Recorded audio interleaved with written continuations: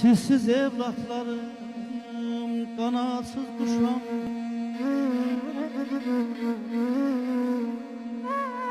Sizsiz evlatlarım, kanatsız kuşam.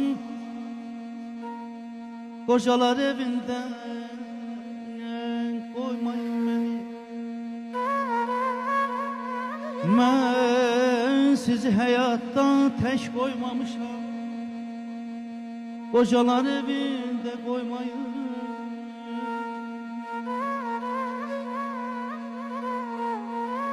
O kent yollarında izin var benim.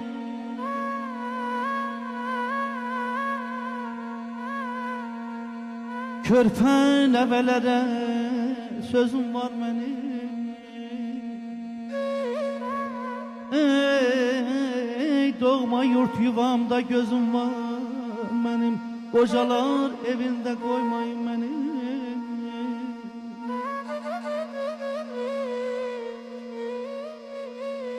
Ben burada yatmışam çok sabahları.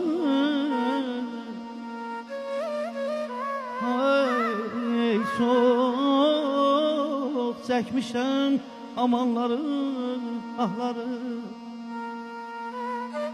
Allah bağışlamaz bu günahları. Kocalar evinde koymayın beni. Neler çektiğimi bilin aparım. Gözümün yaşını silin aparım.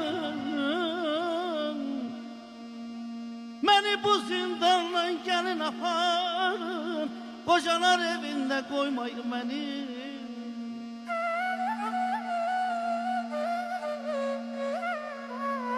Hay min kargış kadaya batıp gitmeyin.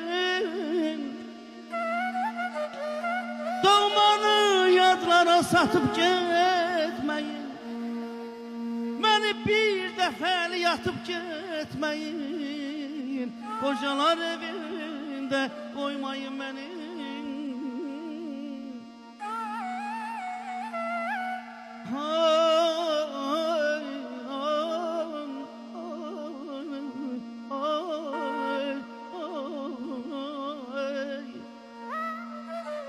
Üç oğul üç kıza ömrümü verdim.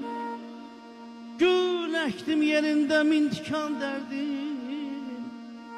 Gireyli beylerden name gönderdim. Ey kocalar evinde koymayın.